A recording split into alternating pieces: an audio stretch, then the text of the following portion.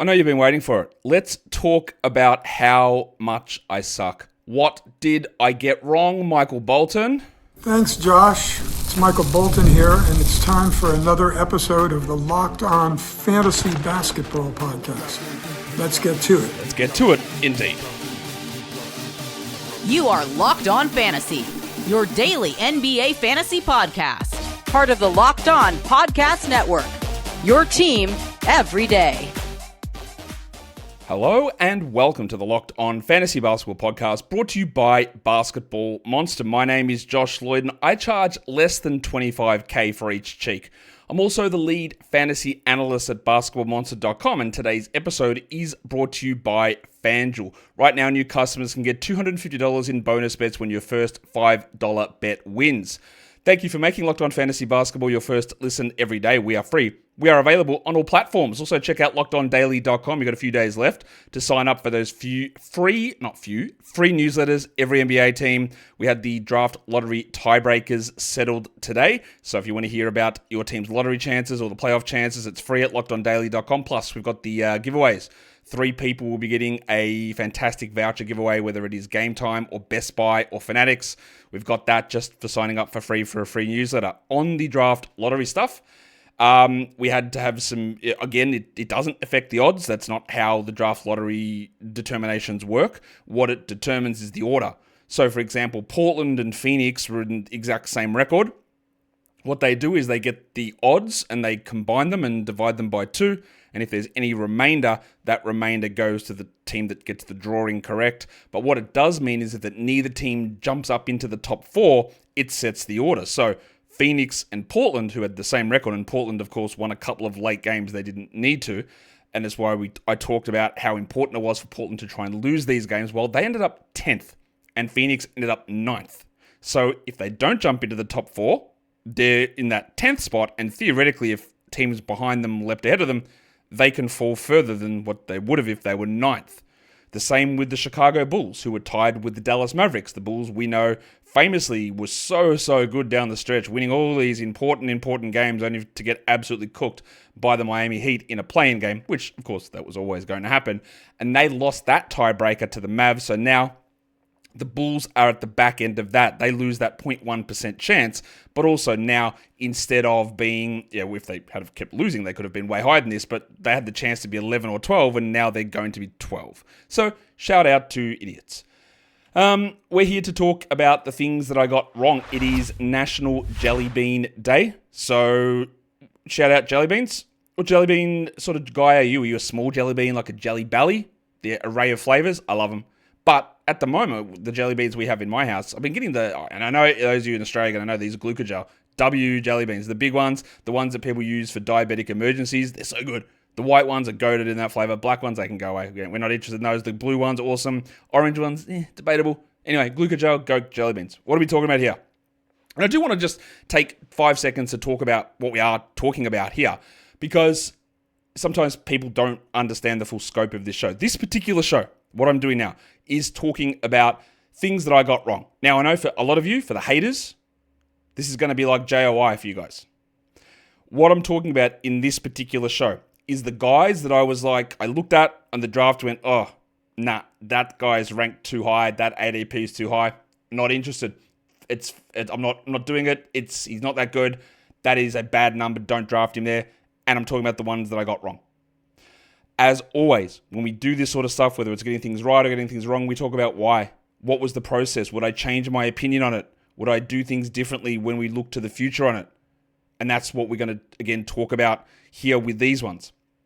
This is not a show that tells you, hey, you said this guy was going to be high and he wasn't. That's tomorrow's show.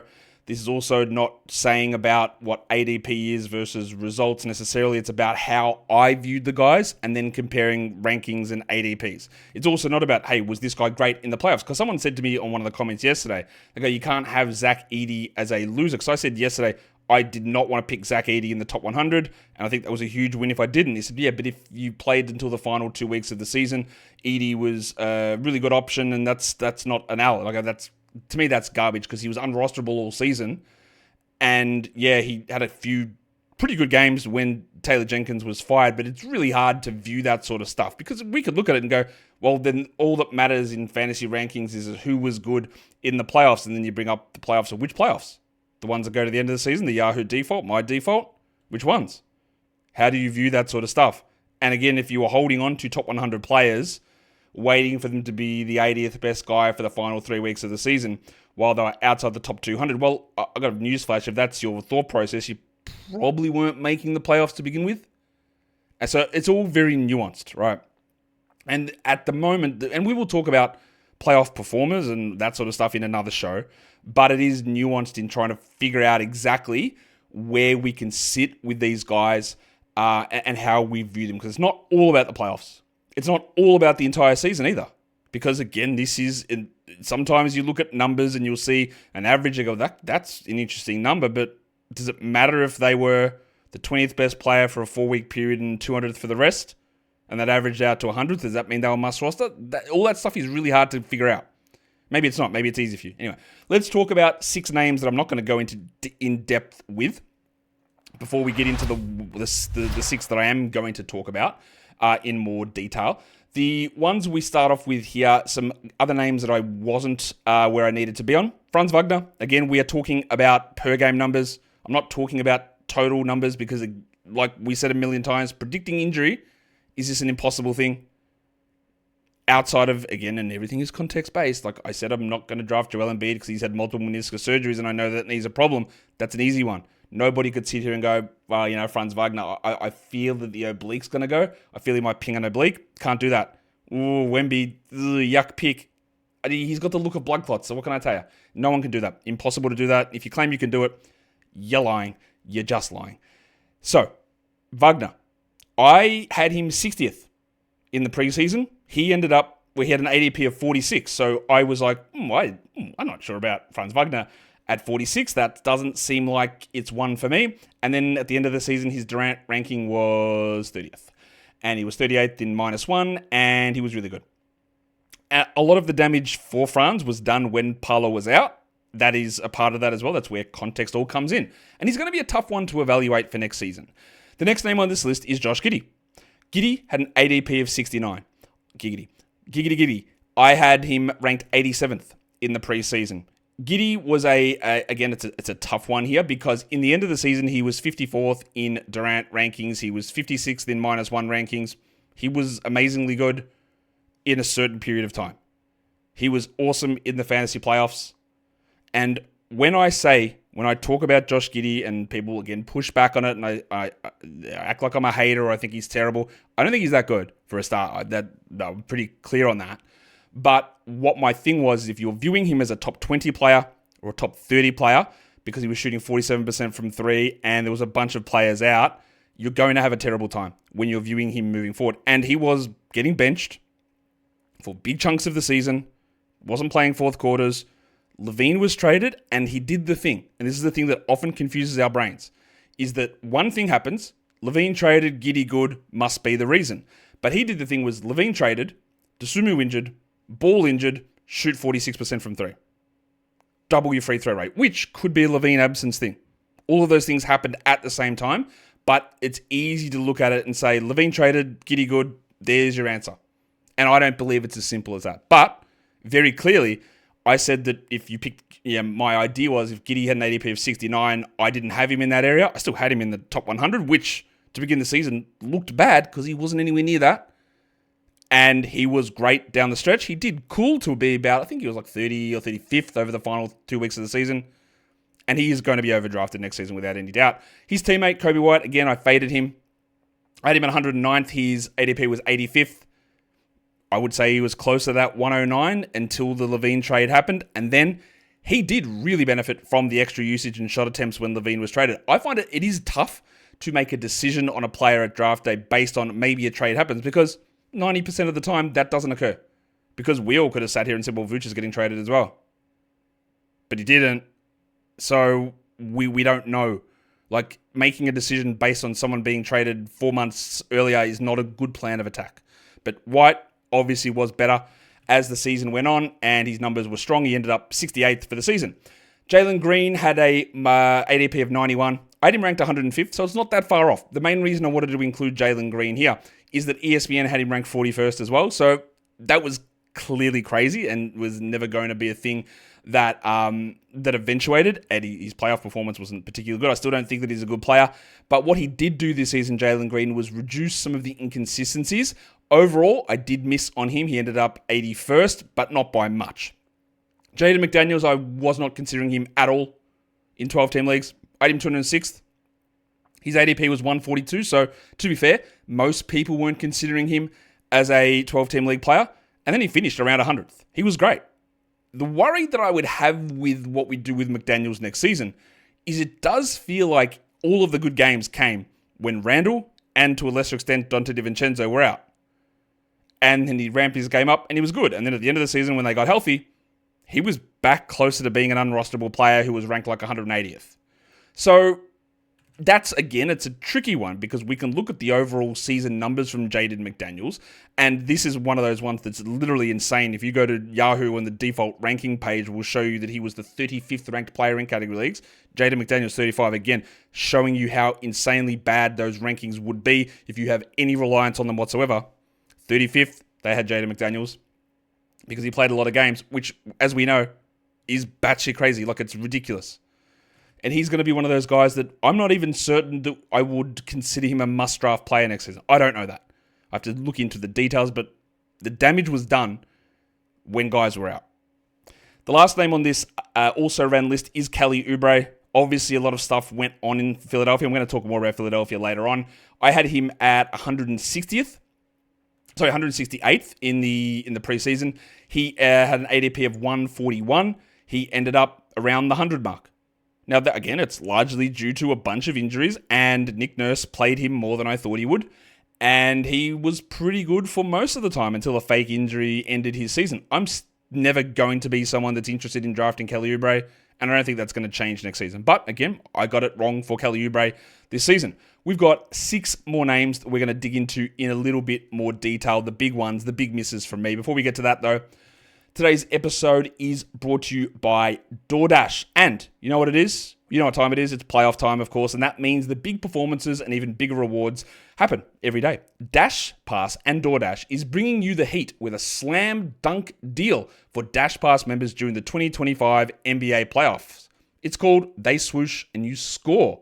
Anytime that a player drops 50 or more points in a playoff game, Dash Pass members score a free 3-piece crispy tenders combo from Wingstop the very next day. You just place an order of $20 or more and use the code WINGSTOP50 at checkout. And that combo is yours. Crispy, delicious, and totally free.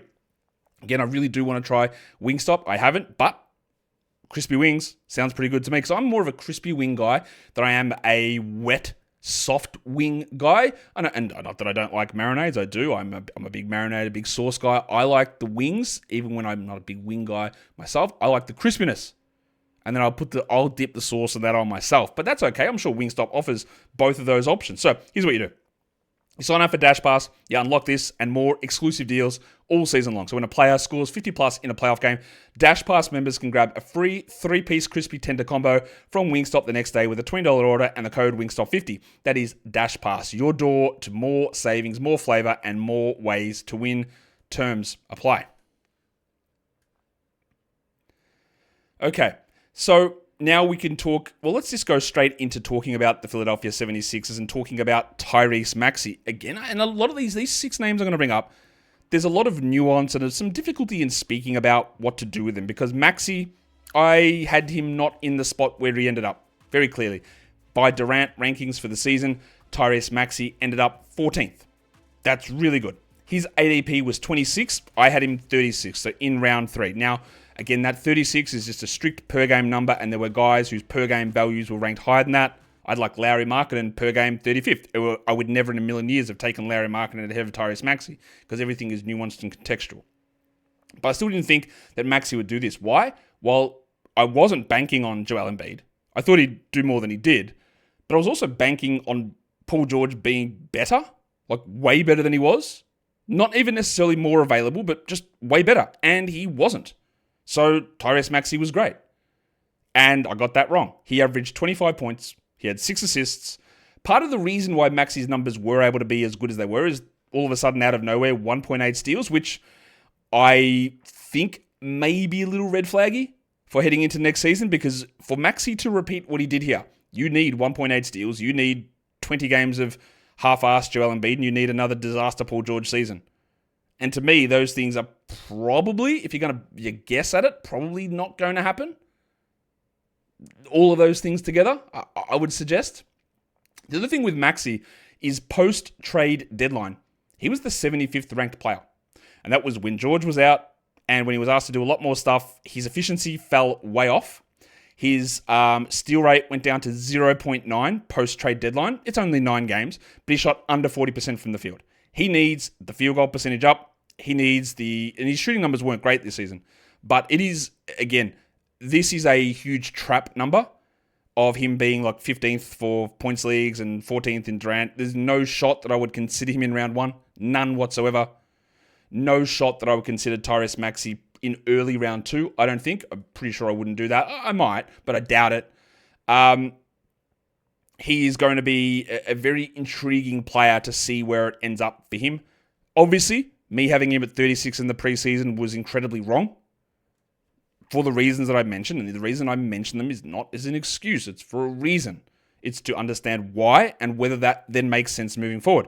And I actually do think it makes sense moving forward. Now, I probably will have him higher than 36, but I don't know for next season. But it did require a lot of things to happen in one of the worst seasons for the Philadelphia 76ers in terms of everything going wrong.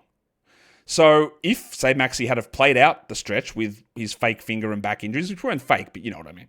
If he had have played out the stretch, would he have ended 14th? Or would those continued shooting struggles and lack of steals continue to decline? And then he finished 21st? And it wouldn't have looked as bad? Possibly. That is all possible. And that's something for us to chew on a little bit. Let's go to another guard that I was very wrong on. This guy is playing in the playoffs currently. His name is Tyler Herro in Miami. Now, again, I did think there were problems with Jimmy Butler heading into the season. I was informed that there was some concern and he may ask for a trade. But I don't really know that I didn't expect it to be basically a sit-in type protest from Jimmy Butler. And that enabled Herro to really step up. 28 usage, 35 minutes. Now, the general public wasn't necessarily huge on Herro with an ADP of 81. I was just way lower. I had him 98th. And he ended up 24th. 39th in points leagues. These are ridiculously good numbers. 24 points. He hit 3 threes. He had 5.5 assists. Steals and blocks, never going to be there. He shot unbelievably well, and he was 38% from 3. I also doubled down on Tyler Herro earlier in the season in talking about sell highs. I said, I don't think that Tyler Herro can continue to shoot this well or be this good or be this top 40 guy. And that was wrong. He was able to do that. So that is it. That is a mistake for me to not see that. But was Tyler Herro's numbers, where again, he was very good to start the season, but how did he go to the second half of the season? Was he still useful? Well, the answer is actually yes. He was about the same. First half versus second half, pre-deadline versus post-deadline. He just improved dramatically. Now, we saw some troubles with him in the playoffs in game 1, but that's okay. So much about Herro, though, requires that sky-high usage. He needs that massive usage. Not really thinking Miami is going to bring somebody else in to do that, but he needs that. The other thing he needs is the 5.5 assists. And I'm not sure they fully trust him to be a point guard all the time. Now, Rozier didn't work, but Davion Mitchell's playing a lot, but they're still not starting him. He's an interesting one. Unlike Maxi, who finished in that top 15 zone, and I do not think that'll happen, Herro in this, let's say, round 2 to round 3 area, probably more round 3, I could see a lot of that stuff repeating. 88 from the line? Sure, why not? 38 from 3? Cool, absolutely. It's going to come down to, does somebody come in who takes him from 28 to 25 usage? That's really going to be the thing here with Herro, and we'll see. But I know that I'm not going to be projecting him down as this far. I didn't think that he'd be able to ramp that usage up while maintaining that efficiency, and he did, and he proved me wrong all season long. So that was a huge W if you did buy into Tyler Herro. I didn't believe it when it was happening, and that was an L. J-O-I. We've got 4 more to go. Today's episode, it is brought to you by FanDuel Sportsbook. The NBA playoffs are in full swing, and FanDuel is now giving new customers an incredible way to get in on the action. So when you join up at FanDuel, you can place your first $5 bet, and you get $250 in bonus bets if your bet wins. Betting on FanDuel is super easy. You go in there, you can just choose your favorite team. You can choose what your favorite player prop is. Just look at somebody who struggled maybe in game 1 of the playoffs and look at what their scoring or other props are. For example, like Michael Porter Jr., if you're watching this before game 2 of the Nuggets-Clippers series, his points total is down at 12.5. And I know he didn't play well. And I know there was issues about effort and whatever all those things are. 12.5 for a man who averaged 20 points a game in the season is a very low number. Maybe you bet it, maybe you don't. But these are the things that you pay attention to when looking at the props. And you can do all that over on FanDuel as well. And if the game has tipped off, well, you can do your live bets as well and combine them, the live props, into a same-game parlay. So don't miss out. Head to FanDuel.com and claim your $250 in bonus bets today. We're going to get to a couple more of these ones now, some of the ones you've really been waiting for, I know. We're going to go to Phoenix because I was down on Kevin Durant heading into the season. And Durant is an interesting one because I guess you could make the argument that if I faded Durant, I was right because he wasn't there in the fantasy playoffs, but I don't look at it that way. I faded Durant. I looked at his second half of last season and I said, there's something weird here. Why is he never going to the free throw line? Why has his free throw percentage dropped off? That's weird. Why is he not an 88% guy anymore? Okay. I had him 31st. And that was controversial, obviously. His ADP was 18, middle of the second round. By a per-game Durant ranking, which obviously is named after Kevin, he was 12th. So he smashed that number. Very, very easily killed that number. Not without any question at all. He beat the number.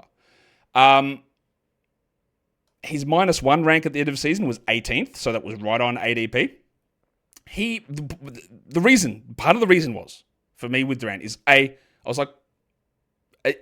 fact that he's had a lot of injuries, the fact that he's getting older, is that why the free throw attempts have dropped? So I projected him to have lower free throw attempt rate.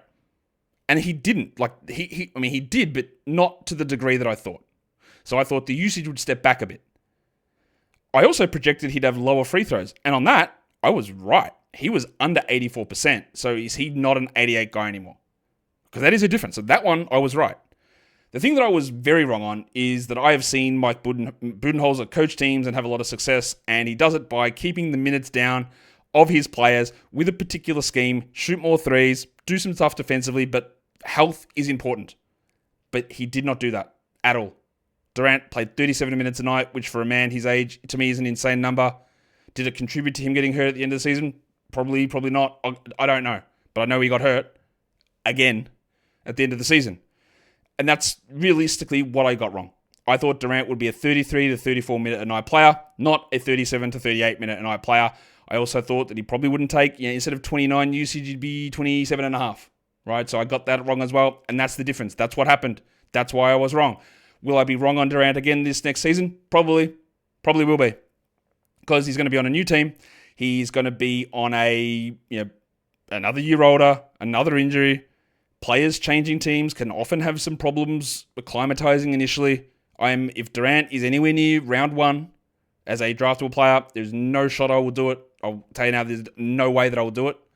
And we'll see where we go. But, got it wrong. I had him 31st. He ended up better than that. He ended up as a second round guy, fringe first round guy, missed the fantasy playoffs.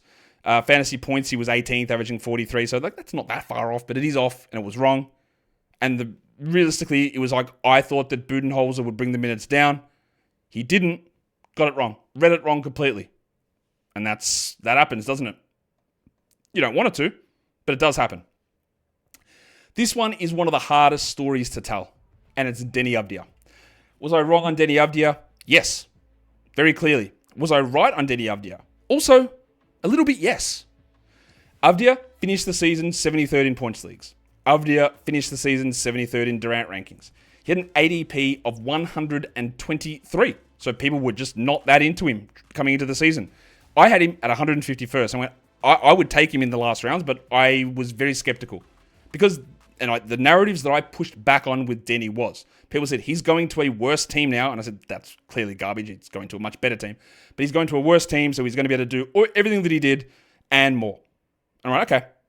My issue was, he was going to a team where I don't really know where he fits. Where does the usage come from? Because Grant is there, Ayton is there, Sharp is there, Scoot is there, Simons is there. And then Giddey's there. So that's 6 guys. Where is he usage-wise? What is his role? And it happened. He was benched. He did not play well at all to begin this season. He was coming off the bench with low usage, offering very little at all. Very little. And then we saw some interesting things. And it's not just for Denny, the fact that Jeremy Grant suffered the Ides of March. That's not necessarily what happened. Denny Avdia's spike in production basically tied exactly in when DeAndre Ayton was out. Why? They started playing Avdia as a small ball center a lot more. So he would start at the 4 with Grant out, and then Klingon would be starting at center, and then Avdia would play backup center times, and sometimes he would start at center, very rarely, and his rebounds would go through the roof. His minutes would go through the roof. His usage would go through the roof. All of that stuff happened. So the concerns I had with Denny, I think were valid, and I think were actually shown to be true. The problem is that over the second half of the season, they didn't start Scoot. They benched Sharp. Ayton got hurt. Grant got hurt. And then we saw Denny absolutely explode. And he was putting in top 30 numbers. There was a period of time where he was a top 5 player. But where he sits as we move forward, I honestly don't know. Because the way that team's structured is all those guys are still there. Simons, Sharp, Scoot, Ayton, Grant. They're all still there. Plus Avdia. Plus whatever happens in the draft now. Plus what happens in free agency. Now, those guys could be moved. They might not be moved. I don't know. He shot 37% from 3. He averaged 17, 7, and 4 for the season. They're all pretty good numbers. Is that a realistic representation of what Avdia can do next season? Or is it what he did post-deadline? I think this is probably more realistic. I don't know where he's going to get positioned or how people are going to view him. But he did do a lot of his damage in garbage time of the season against teams that didn't care as much as they seemed to when his team was missing 2 players who played at positions that he played in. And that is an important factor. Now, to be, again, completely honest, for the first half of the season, and when I say first half, I mean the time when it's literally 50% of the NBA season, not All-Star break, 50%, or the post-deadline, even or pre-deadline, I've split it up into first and second half and pre and post-trade deadline. If I look at first half or I look at pre-deadline, he was still ranked around 100th. So still better than I anticipated. Because some of his stuff started to turn before those markers. But he was unbelievably good through March and April. Again, the fool's gold period of the season. And while I acknowledge that I was wrong on him, I think that a lot of the thought process there was correct. I probably didn't account enough for how much missed games would bump him. But I also, when you're doing that, which is easy to look at in hindsight, is you can say, well, these guys are all missed time. But we often, when we look at hindsight, we don't say, well, why wouldn't we bank in more missed time for Avdia as well? If we're going to bank in time for these other players. Like Denny and DeAndre Ayton are 2 years difference in age, 1.5 years difference. They're not that different in terms of where they are in the timeline. But anyway, that was wrong on Avdia. Very clearly, it looked like it was going to be right. And then it turned into being very wrong as the season went on. Let's get through to the one that you've all been waiting for. Let's talk about Christian Braun in Denver. And I just didn't buy into it. I knew that he was going to start, I had a fair idea he was going to start. In the preseason, he was horrendous. Julian Strawther outplayed Christian Braun every single game. And I went, why would you start Braun? He can't shoot. What's he doing out there? Strawther gives them spacing, and maybe they split those minutes there, and maybe that's the way that Dr. Michael Malone wants to go. I had no interest in him whatsoever. Even after his first couple of games, I went, this feels fake. I don't think this is going to continue. I had him 208th. His ADP was 133rd, so he wasn't even drafted in every league. He was drafted actually in 10% of leagues, so the ADP doesn't really matter. So what I'm mainly telling you here is that, yes, I was off on him, but also I just didn't adjust on this quick enough. He averaged 15, 5, and 2.5 with 1 steal a game, which honestly, and 1 3. I'll be brutally honest with you here. He finished 85th in Durant rankings. They're bad numbers. They are not good counting stats. 15 points per game, below average. 1 3 per game, well below average. 5 rebounds, below average. 2.6 assists, below average. 1.1 steals, about average. 0.5 steals, below average. Where he excelled, and I had no reason to believe that this would happen, is he became a 40% three-point shooter and a 58% shooter overall. And this will happen every single season. Every single season this will happen. One player will jump up their shooting numbers by 15 percentage points, and I will not, A, project it or buy into it. Because if I randomly chose 4 players during the season to go, this guy is going to jump up 20 percentage points in his shooting numbers, A, I would get it wrong, and B, it would be based on absolutely nothing. This is always going to be the blind spot of the way that I approach playing fantasy basketball. I will never, ever, ever sit and project a player to be able to jump up that far in their shooting. I never will. This man shot 49.8% from 2, playing all 82 games the year before. He had the shot last season to jump up and take the Bruce Brown role, and he did not. He was bad. He shot 69 from the line. He shot under 50% from 2. This season, he jumped it up literally 15 percentage points, up to 64.8 from 2. He also turned from a 69% free throw guy to an 83% player. Again, I would never, and if anyone ever decides they're projecting players to take those sort of leaps forward in percentages, they are providing bad process. You couldn't predict this. You could not project that stuff out.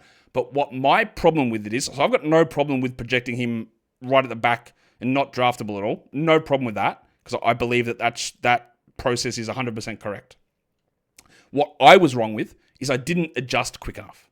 They played him big minutes. I went, okay, that's cool. But part of the way he got the early season numbers was averaging like 2.5 steals and 1.8 blocks. I go, that's fake, not happening, not continuing.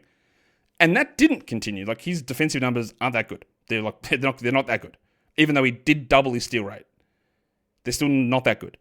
What he did was, and I said wouldn't continue, was the shooting just kept going. And he did continue that. And kudos to him. That was a really, really impressive season from Christian Braun, who should have been in that discussion for most improved player. He also had a run, though, where he really did struggle. I think it was in January, and he also lost his starting spot. I think we forget that. He lost his starting spot to Russell Westbrook. And he played like 26 minutes a night, and I was like, done. The shooting numbers aren't sustainable enough. The counting stats aren't good enough. And if you're going to go from 35 to 26 minutes and you're not starting, I am out. And then 2 games later, Russ got hurt. Brown went back to starting. Russ lost everything, and Brown was great. So it was trending down. And these are the little things that you just have to be aware of when we're taking a snapshot of a season. We can look at the numbers and go, well, look where he finished with the ranking, which is a simplistic view of it. But there are many different parts to it. And he was being benched. He did lose his job. And it lasted 2 games, an injury struck, and he went back in, and it was fine again. So he is an interesting guy that I almost certainly won't draft at. Like, if he's getting drafted in the top 100, I don't think that I would do that. And for points leagues, he's nowhere near as valuable because it's all coming on the back of that ridiculously good shooting, because the other stuff is all pretty mid. It's all pretty mid. And he's another one of the guys that the Yahoo total rankings are going to just completely mislead you. He is 26th on 9cat totals. 26th. What does it tell you? Nothing. Like, it doesn't tell you. It just tells you nothing. He's not that good. He's nowhere near that value. He didn't provide that value this season, and it's led or can lead to believe you, or to mislead you if you believe those numbers. And that's it. I don't think there's anyone else that I got wrong for the season, so you'll probably need to get it now. Of course, let's talk about Nikola Vucevic and how I was completely wrong on this guy. But I will quickly say this. People, you're wrong on him every year. No. I was well down on him last season, and that was actually bang, spot on, 100% correct. Right? I was 100% correct on Vuce last season. This season, again, we talk about process. I'm very comfortable with my process on Nikola Vucevic. Now, having him ranked 80th in the preseason was obviously wrong. I thought that he was a terrible starting center in the NBA the year before that. He was outplayed by Andre Drummond. He wasn't the best center on his own team. Andre Drummond was better than him the year before. And he came in this season and went, okay, I probably weighed more into trading him away than I did with Zach LaVine, and I thought I don't really know about this with Vooch, and what's he giving us that's awesome? And then he turned in one of the best, say, 3-month shooting stretches we have really ever seen. And again, I am never, ever, ever going to project that. Now, it is easy to look at this and say he had an ADP of 55. I drafted him in a Roto league at about 63 or 64 in one league. Totally okay with that. The idea that Vooch, whose 9-cat total number was, what was it? Something insane. Let me find it. 12th. Like, come on, bro. He was not the 12th best player all season. He averaged 18 and 10, which is fine. It's pretty good. The rebounds are excellent. 1.8 threes and 3.5 assists with 0.8 steals and 0.7 blocks. He shot 53 and 81. He ended up shooting 40% from 3. Okay, that's all good. There is no shot in the world that Vooch will be a first round, a second round, or a third round draft pick for me next season. None at all. 4th round? Maybe. And again, you can see the difference. Yahoo 9-cat totals, he was 12th. My Durant per game numbers, 42nd. Points leagues, 40th. And that 42nd for Durant includes the insane shooting run that he had to begin the season. Because over the first half of the season, he was 31st. Over the second half of the season, he was 59th. Pre-trade deadline, Vooch was 35th. Post-trade deadline, Vooch was 61st. And to me, that 55 to 65 range is probably about right. His shooting just fell off because he was never going to be the best mid-range shooter and the best three-point shooter in the NBA. And that drove everything about what he was doing. They, of course, do need to trade him. And I cannot wait until we get a Domantas Sabonis for Nikola Vucevic trade. I am certain that is a possibility. And I do think that I'll tell you right now, I am almost certainly going to have Vooch as a guy that's at least around the 50s, if not outside the top 50. Because the numbers are here again, those numbers are the numbers of a player who's around the 40 to 55 zone. And if instead of shooting 53% from the field, which again, he had never done, and he's a 48% guy, then he's the 70th best player. So yes, I was massively wrong on him. Yes, having him at 80 was too low, clearly. But I was also right in saying that you should sell high. Because if you got a top 20 or top 30 player back for Vooch, you killed it. That is a huge win because we saw the regression happen. And he was outside the top 50 for the second half of the season. And also, there was like a 4 or 5 week period where he was like 140th. He was really bad. He did put together the last 3 weeks of the season. He got back to being like the 40th best player, 35th best player, which is fine. But again, there are reasons why I projected him the way I did and why I called him a sell high. And I think calling him a sell high actually ended up being 100% correct. I just was too low on him in the preseason, and I would never bank on a guy out of nowhere at age 34 being the NBA's best mid-range and three-point shooter when that has never been his game. I would never, ever do that. I will never continue to do that. It would never happen. I'm not going to pick a random player and go, all right, you're now a 48% three-point shooter. It will never happen. And that is where things can go wrong. And that is where the projection on Vooch was wrong. But again, I think in the end it was wrong, but there was a lot of right sprinkled in there. And I know that people just won't believe that, or they'll just think this is justification and whatever. But I believe that what I said about Vooch ended up being at least 90% correct. Because he did fall off. He did drop away. And if you did trade him for a top 10, 20, 30 player, that's a huge W for you. It would have been a massive dub if you did that. Whether you did it or not, I don't know. But if you did, congratulations. Or if you wrote it out and you could only get top 60 back in a trade, also big W for you, well done. That is correct. And now we try to figure out what will happen as we move forward. And that, legends, that is the end of the show. So, tell me about how I hate Deni Avdija. Tell me about how dumb I am on Vooch and just cannot admit that I'm wrong. Tell me about everything that's bad about this. Or understand all of the nuance associated with this and understand why there are things that are right in everything and things that are wrong in everything. And that is how we should approach things as we move forward. And let me ask you this question about probably two of those more controversial ones on that list. Where would you draft Deni Avdija next season? Where would you draft Nikola Vucevic next season? Because I'll tell you now, I would not draft, at the way things currently stand, neither of them would go in the top 50 to me. I wouldn't draft either of those players in the top 50 at this point. But we will see. Don't forget to hit the thumb on the video, subscribe, like, all of that stuff. LockedOnDaily.com for the newsletters as well. Enjoy the NBA playoffs. Guys, we are done here. Shout out Kyle Kuzma. Thank you so much for listening, everyone. See ya.